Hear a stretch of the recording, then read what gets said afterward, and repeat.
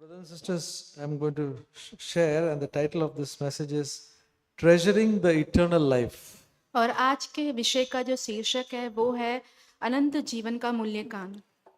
So, we have all heard about eternal life, हम सभीयों ने अनंत जीवन के बारे में सुना है and sometimes, most of the time, people think that eternal life means it's a very long life, unending life. बहुत बार लोग ये समझते हैं कि अनंत जीवन का मतलब ये होता है कि बहुत लंबे समय तक जीवित रहना। Yeah, that's the thinking of most of us, that it is the length of the time, eternal. और हम में से कई लोग ऐसे ही सोचते हैं कि वो लंबा जो समय है उसके बारे में सोचते हैं। But when we see the Word of God, we find that it is not only the length or the quantity of the time, but it's also the quality. जब हम परमेश्वर के वचन को देखते हैं तो हम ये देखते हैं कि वो लंबे समय का ही नहीं परंतु जो जीवन का जो गुण है उसके बारे में भी बताते हैं। So it speaks about the quality of life, the eternal life, and that is the thing which is very important for us. और जो गुणवत्ता एक जीवन है वो अनंत जीवन है वो हमारे लिए बहुत महत्वपूर्ण है। So looking at the quality, we will see 1 John 1:2. और गुण के बारे में देखा जाए पहला यूहन्ना पहला अध्याय उसका दूसरा वचन हम देखेंगे। 1 John chapter 1 verse 2, here the apostle John was saying, he was so much taken up with the life of Jesus. यहाँ पे पहला यूहन्ना पहला अध्याय उसके दूसरे वचन में प्रेरित यूहन्ना जो है प्रभु यीशु मसीह के जीवन से बहुत ही ज्यादा प्रभावित होते और कहते हैं That in verses 1, 2 and 3 he keeps on repeating that what we have seen, what we have heard, what we have, all those things he keeps on repeating. पहला वचन दूसरा वचन और तीसरा वचन में वो बार बार दोहराते हैं उन्होंने जो देखा जो सुना जो महसूस किया उन बातों के बारे में बताते हैं। So and here he says, and the life was manifested, and we have seen and testify and proclaim to you the eternal life which was with the Father and was manifested to us. ये जीवन प्रकट हुआ और हमने उसे देखा और उसकी गवाही देते हैं और तुम्हें उस अनंत जीवन का समाचार देते हैं जो पिता के साथ था और हम पर प्रकट हुआ। So the apostle John is saying about the eternal life which was with the Father is now manifested to us. तो यहाँ पे प्रेरित यूहन्ना उस अनंत जीवन के बारे में कह रहे हैं जो पिता के साथ था जो हम पर अब प्रकट हुआ है। So he is not talking about unending life. He is not talking about that. He is talking about the eternal life which was with the Father is now we could see it. तो यहाँ पे प्रेरित यूहन्ना जो है कभी नहीं खत्म होने वाले जीवन के बारे में नहीं कह रहे हैं पर उस अनंत जीवन के बारे में जो कह रहे हैं जो पिता के साथ था और वो हम पर प्रकट हुआ है अब। And that life was described in Hebrews, saying that he is the reflection of his glory, the exact representation of his nature. और इब्रानियों में इसके बारे में कहा गया है कि वो जीवन जो है एक प्रकटीकरण है उसका जो है प्रकट हुआ है हमारे सामने उसके जीवन के द्वारा। So eternal life is basically that wonderful quality of life of God. तो अनंत जीवन जो है परमेश्वर का जो गुणवत्ता जीवन है उसका वो बताया जाता है। And so the word of God further continues परमेश्वर के वचन में और आगे कहा गया है to describe what eternal life is. ये विवरण देने के लिए कि अनंत जीवन क्या है। 1 John 5:11. पहला यूहन्ना 5 उसका 11 1 John 5:11 says, and the testimony is this, that God has given us eternal life, and this life is in his Son. और वह गवाही ये है कि परमेश्वर ने हमें अनंत जीवन दिया है और ये जीवन उसके पुत्र में है। So this eternal life is in Jesus. तो ये जो अनंत जीवन है वो अनंत जीवन है वो प्रभु यीशु मसीह में है। And then John chapter 17 verse 3. यूहन्ना 17 उसके 3 में कहा गया है। John 17:3 says, this is eternal life, that they may know you, the only true God, and Jesus Christ whom you have sent. यूहन्ना 17 उसका 3 और अनंत जीवन ये है कि वे तुझ अद्वैत सच्चे परमेश्वर को और यीशु मसीह को जिसे तूने भेजा है जाने। So we see clearly that eternal life is knowing Jesus and God the Father. और यहाँ भी बहुत ही स्पष्ट रूप से कहा गया है कि अनंत जीवन वो है प्रभु यीशु मसीह को जानना और पिता को जानना। The word of God also speaks about the quantity of, the length of time. और परमेश्वर के वचन में जो समय का काल है, जो लंबा समय है, उसके बारे में भी कहा गया है। So eternal life is not something very short. It's a long and unending life. तो अनंत जीवन जो है एक छोटा जीवन नहीं है, कभी नहीं खत्म होने वाला लंबा समय का जीवन है। Matthew 25:46 says, मत्ती 25 उसका 46 में कहा गया है, speaking about a group of people, यहाँ पे कुछ झुंड के लोगों के बारे में कहा गया है। these will go to eternal punishment, but the righteous into eternal life. मत्ती 25 उसका 46, और ये अनंत दंड भोगेंगे परंतु धर्मी अनंत जीवन में प्रवेश करेंगे। So it is speaking about two groups of people. One will go for eternal punishment, means continuous punishment, and one will go for eternal life. यहाँ पे दो झुंड के लोगों के बारे में कहा गया है। एक झुंड जो है अनंत काल के दंड की तरफ जाएंगे और दूसरा झुंड जो है अनंत जीवन में प्रवेश करेंगे। Now, recently I have come to know that there are Christians, there are quite a few Christians who believe in something which is will be very surprising to us.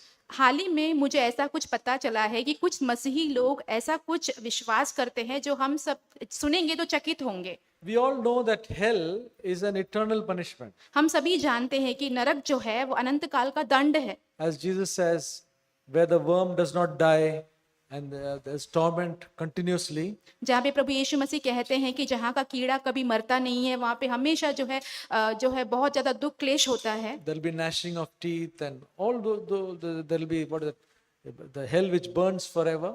और वहाँ पे दांतों का पीसना होगा और हमेशा के लिए उस नरक में रहना पड़ेगा। But now there are groups of people who say, and that is, they call that eternal punishment, they call it eternal conscious torment. और अभी ऐसे एक झुंड के लोग हैं वो जो अनंत काल के दंड को इस नाम से पुकारते हैं। They call it eternal conscious torment. वो कहते हैं कि अपने जानकारी से अनंत काल का जो है दंड भोगना। Those who have rejected Christ, the word of God says they will go to hell. No? So that is eternal conscious torment. और परमेश्वर के वचन में कहा गया है कि जो परमेश्वर के वचन का इनकार करते हैं, तिरस्कार करते हैं, वो हमेशा के लिए नरक का दंड भोगेंगे, यानी कि हमेशा हम जान पड़ने वाला जो क्लेश भोगना हमें अनंत काल के लिए। But people say that how can a God who is so loving पर लोग ये कहते हैं कि जो परमेश्वर जो हमसे बहुत ज्यादा प्रेम करता हो, do this to people? वो ऐसा परमेश्वर ये लोगों के साथ कैसा कर सकता है? So they have said, they have brought a teaching saying that there is a conditional immortality. तो उन्होंने ऐसा एक सीखना जो है सिखावट ले आया है जहाँ पे कहा जाता है कि एक ऐसा शर्त है जहाँ पे हम अनंत काल के लिए जीवित रह सकते हैं, अविनाशी बन सकते हैं। Those who receive Jesus gets the gift of eternal life. और जो प्रभु यीशु मसीह को स्वीकारते हैं उन्हें अनंत जीवन प्राप्त होता है। Those who reject Jesus, जो यीशु मसीह को तिरस्कार करते हैं, they will perish or they will be annihilated. और वो जो है नाश किए जाएंगे हमेशा के लिए। There will be they don't believe in eternal conscious torment. और वो जो है अनंत काल का जो दंड भोगना है उस पर विश्वास नहीं करते हैं। So they say you will be completely destroyed. वो ये कहते हैं कि तुम्हारा अनंत हमेशा के लिए नाश किया जाएगा। So this is the teaching which is going on. तो ये सारी सिखाने वाली बातें चल रही हैं। I only came to know about it recently. और मैंने ये हाल ही में ही जाना है। So this is just in passing. तो ऐसे ही मैं कह रहा हूँ अब। So it's eternal life is there's a length, there's a quantity also about it. तो अनंत जीवन में जो है एक लंबे समय का अरसा भी होता है। But we are particularly interested in the quality right now. पर अब हम जो है उस जीवन का जो गुणवत्ता है उसमें दिलचस्पी रखते हैं। And that eternal life is knowing Jesus and God. और वो अनंत जीवन ये है प्रभु यीशु मसीह को जानना और पिता को जानना। So how do we receive eternal life? तो हम अनंत जीवन को कैसे पाते हैं? It is when we believe in Jesus and receive him as our Lord and Savior. वो तब होता है जब हम प्रभु यीशु मसीह पर विश्वास करते हैं और उसे अपने उद्धारकर्ता के रूप में स्वीकार करते हैं। It says, for God so loved the world that he gave his only Son, that whoever believes in him will not perish but have everlasting life. परमेश्वर के वचन में कहा गया है कि परमेश्वर ने इस दुनिया से इतना प्रेम रखा कि उसने अपना इकलौता पुत्र इस दुनिया के लिए दिया, ताकि जो उस पर विश्वास करे वो नाश ना हो पर अनंत जीवन प्राप्त करे। And eternal life is a gift that God is giving us. और अनंत जीवन एक वरदान है जो कि परमेश्वर हमें देते हैं। Eternal life we cannot try to achieve eternal life. हम जो है अनंत जीवन को ऐसे ही प्राप्त नहीं कर सकते। Romans 6:23 says, रोमियो 6 उसके 23 में कहा गया है, for the wages of sin is death, but the free gift of God is eternal life in Christ Jesus our Lord. क्योंकि पाप की मजदूरी तो मृत्यु है, परंतु परमेश्वर का वरदान हमारे प्रभु यीशु मसीह में अनंत जीवन है। So brothers and sisters, eternal life is a free gift. तो भाइयों बहनों, जो अनंत जीवन है वो मुफ्त में दिया हुआ वरदान है। When we receive Jesus into our life, जब हम प्रभु यीशु मसीह को हमारे जीवन में स्वीकार करते तब हमें मिलता है। I hope most of us have got that eternal life. मैं ये मानता हूँ, विश्वास करता हूँ कि हम सभी के पास प्रभु का वो अनंत जीवन प्राप्त है। Not I hope, I believe that मैं most of us, I believe that most of us have got eternal life here. मैं विश्वास करता हूँ कि हम में से अधिकतर लोगों ने उस अनंत जीवन को यहाँ पे पाया है। But those who are still, maybe there are children, there may be youth who have to give their life to Christ. और अभी भी जो यहाँ पे जो बच्चे बाकी हैं या तो फिर जो जवान बाकी, अभी भी जिनको अपना जीवन प्रभु यीशु मसीह को सौंपना है। So when you give your life to Christ, you will receive eternal life. जब आप अपने जीवन को प्रभु यीशु को सौंपते हैं तब आपको अनंत जीवन मिलता It's है। a free gift.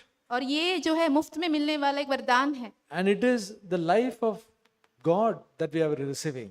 और ये परमेश्वर का जीवन है जो कि हम पाते हैं। That's what it says. Eternal life, it says about this life is in his Son. तो ये जैसे कि कहा गया है कि अनंत जीवन जो है वो उसके पुत्र मसीह का जीवन है। And can we know that whether we have got eternal life? तो क्या हम ये जान सकते हैं कि हमारे पास वो अनंत जीवन है क्या? I'm asking. Can we know that we have eternal life? क्या कैसे हम जान सकते हैं कि वो अनंत जीवन हमारे पास है? If somebody asks, do you have eternal life? यदि आपसे किसी ने पूछा कि क्या आपके पास अनंत जीवन है, Then what will you say? Will you say, oh, I'll have to see when I die, I'll go to heaven, then I'll know that I have eternal life? तो क्या आप उनसे ये कहेंगे कि मैंने पाया है तब मुझे पता चलेगा, जब मर के मैं स्वर्ग जाऊंगा तब मुझे पता चलेगा वो? So the word of God says that we can know that we have eternal life. परमेश्वर का वचन हमसे कहता है कि हमारे पास अनंत जीवन है, इसके बारे में हम जान सकते हैं। 1 John 5:13. पहला यूहन्ना 5 उसका 13। 1 John 5:13, the apostle John is saying, he's saying, these things I have written to you who believe in the name of the Son of God, that you may know that you have the eternal life. You may have eternal life. यहाँ पे पहला यूहन्ना 5वां अध्याय उसके 13वें वचन में यूहन्ना प्रेरित कहते हैं, मैंने तुम्हें जो परमेश्वर के पुत्र के नाम पर विश्वास करते हो इसलिए लिखा है कि तुम जानो कि अनंत जीवन तुम्हारा है। The same apostle John, when he wrote the gospel, जो प्रेरित यूहन्ना जिन्होंने सुसमाचार लिखा, in chapter 20, he says that these things I am writing to you that you may believe in the Son of God, in Jesus Christ. 20वें वचन में अध्याय में वो कहते हैं कि मैं ये बातें तुम्हें इसलिए लिख रहा हूँ ताकि तुम प्रभु यीशु मसीह जो पिता का पुत्र है उस पर विश्वास रखो। So the gospel was written so that we will believe in Jesus Christ. सुसमाचार इसलिए लिखा गया ताकि हम प्रभु यीशु मसीह पर विश्वास But करें। this epistle, his letters, was written so that we may know that we have eternal life. पर इन पत्रियों को इसलिए लिखा गया ताकि हम ये जान पाए कि हमारे पास अनंत जीवन है। So it's a wonderful thing, brothers and sisters, that because of our faith in Jesus Christ, God has given us eternal life as a gift for us. तो ये बहुत ही अद्भुत बात है कि हमारा प्रभु यीशु मसीह पर विश्वास के कारण परमेश्वर ने हमें ये अनंत जीवन दिया है। The very life of Jesus is within us. जो प्रभु यीशु मसीह का जीवन है वही अब हमारे भीतर है। It says in 2 Corinthians 5:17 दूसरा कुरिन्थियों 5 उसके 17 में कहा गया that if है, any man is in Christ, he is a new creature. जो भी अभी प्रभु यीशु में है वो नया सृष्टि है। old things are passed away, behold, all things become new. पुरानी चीजें बीत चुकी है, अब सब कुछ नया बन चुका है। This is a miracle of the new birth. ये जो है नए करार का जो है वो बहुत अद्भुत सी बात है। You see a person who is not at all interested in God, एक व्यक्ति को आप देखते हो जो कि बिल्कुल भी परमेश्वर पर दिलचस्पी नहीं रखता, after he receives Jesus, he is totally different. जब उसके प्रभु यीशु मसीह के स्वीकार करने के बाद का जीवन जो है एकदम से बदल जाता है, Because he's become a new creature. क्योंकि वो एक नई सृष्टि बन चुका है। Ephesians 2:10 says, एफिसियों 2 उसका 10 में कहा गया for है, we are his workmanship, created in Christ Jesus for good works. क्योंकि हम उसके बनाए हुए हैं और मसीह यीशु में उन भले कामों के लिए सृजे गए हैं। So a creation has taken place. We are already created as a human being of flesh, but a new creation has been created in each one of us when we are born again. और हमारी सृष्टि जो है एक मनुष्य के रूप में पहले से ही हो चुकी है, पर प्रभु यीशु मसीह को स्वीकारने के बाद फिर से एक नया जन्म हम लेते हैं, फिर से हमारी सृष्टि की जाती है। And Galatians 6:15 says, it is neither circumcision nor uncircumcision, but a new creation. यहाँ पे गलातियों उसका 6 उसके 15 में कहा गया है कि क्योंकि ना खतना और ना खतना रहित कुछ है, परंतु नई सृष्टि। So this eternal life is because God has done a new creation. He has made us a new creature in Him. ये अनंत जीवन इसलिए है क्योंकि परमेश्वर ने हम एक नया सृष्टि बनाया है अब। So, brothers and sisters, this eternal life is within us. तो भाइयों बहनों, ये अनंत जीवन हमारे भीतर है अब। And so now in Timothy, 1 Timothy 6:12,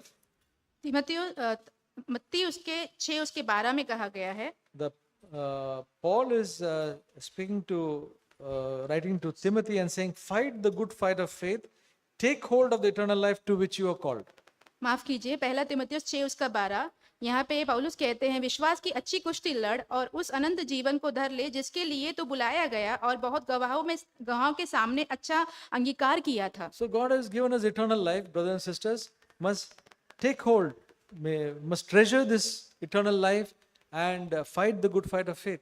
परमेश्वर ने हमें अनंत जीवन तो दे दिया है भाई बहनों, परंतु हमें जो है बहुत ही संभालना है, ऐसे अच्छी कुश्ती लड़कर जो है इसे थाम में रखना है अपने पास। Okay, and it is possible for us to take it lightly. हो सकता है कि हम इसे हल्के में ले लें। And the word of God says in Galatians 6:7-8, गलातियों 6, 7 और 8 में परमेश्वर के वचन में कहा गया है, it says, do not be deceived. God is not mocked. For whatever a man sows, he will reap. For the one who sows to his own flesh will from the flesh reap corruption, but the one who sows to the Spirit will from the Spirit reap eternal life. गलातियों 6 उसका 7 और 8 वचन, धोखा न खाओ, परमेश्वर टट्टों में नहीं उड़ाया जाता, क्योंकि मनुष्य जो कुछ बोता है वही काटेगा। क्योंकि जो अपने शरीर के लिए बोता है वह शरीर के द्वारा विनाश की कटनी काटेगा, और जो आत्मा के लिए बोता है वह आत्मा के द्वारा अनंत जीवन की कटनी काटेगा। So, if we take our lives very casually, we can walk in the flesh and we can sow to our flesh. यदि हमने अपने जीवन को बहुत ही हल्के में ले लिया, हो सकता है कि हम जो है शरीर में ही चले और शरीर में ही बोएं। We know what is sowing to the flesh.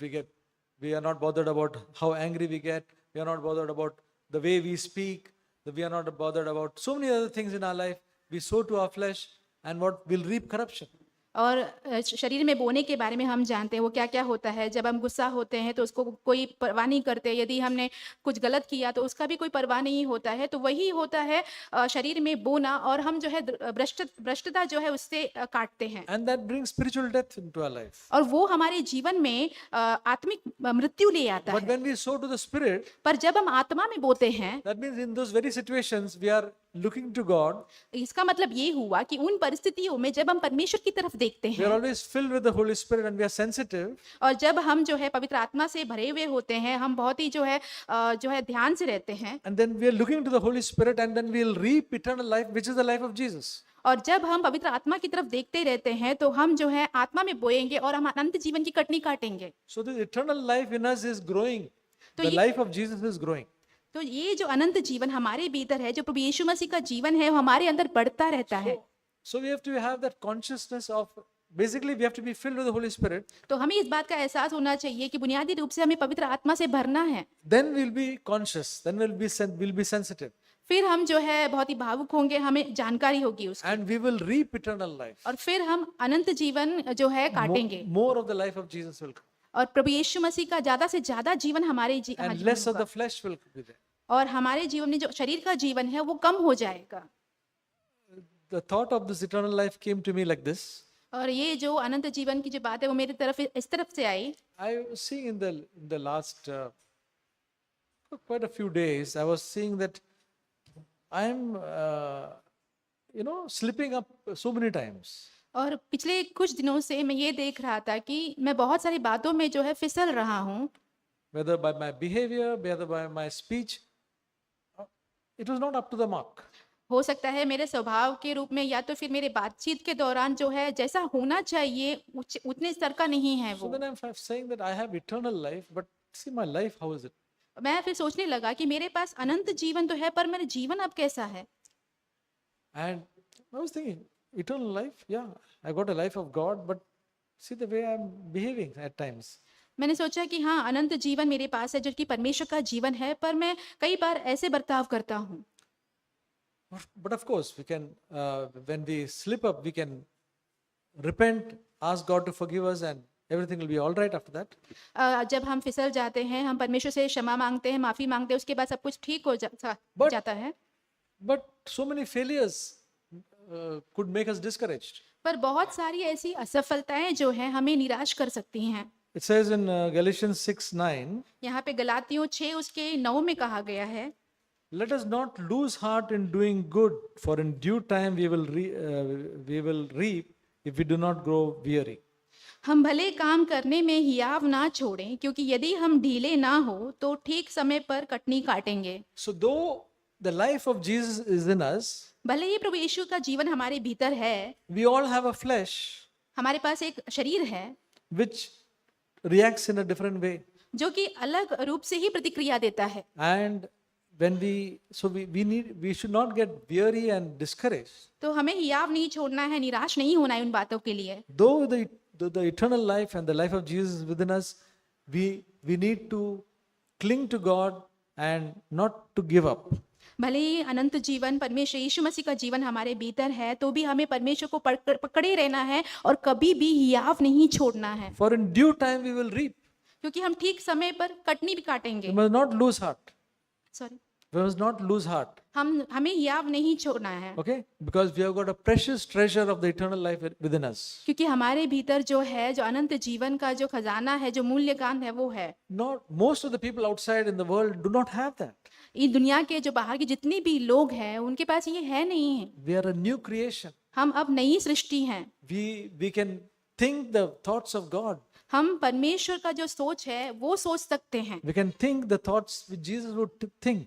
प्रभु यीशु मसीह जो सोच सकते थे वो हम सोच सकते हैं, And God is at work in us to conform us to become like Him. और परमेश्वर हमारे भीतर काम कर रहे हैं ताकि हमें उसके पुत्र के स्वरूप में बदल So दें। let us treasure this eternal life, not be discouraged by our failures, but press on. तो ये जो अनंत जीवन को हमारे हृदय में हम खजाने के रूप में रखें, कभी भी हियाव ना छोड़े पर उसे पकड़े रहें, आगे बढ़ते रहें।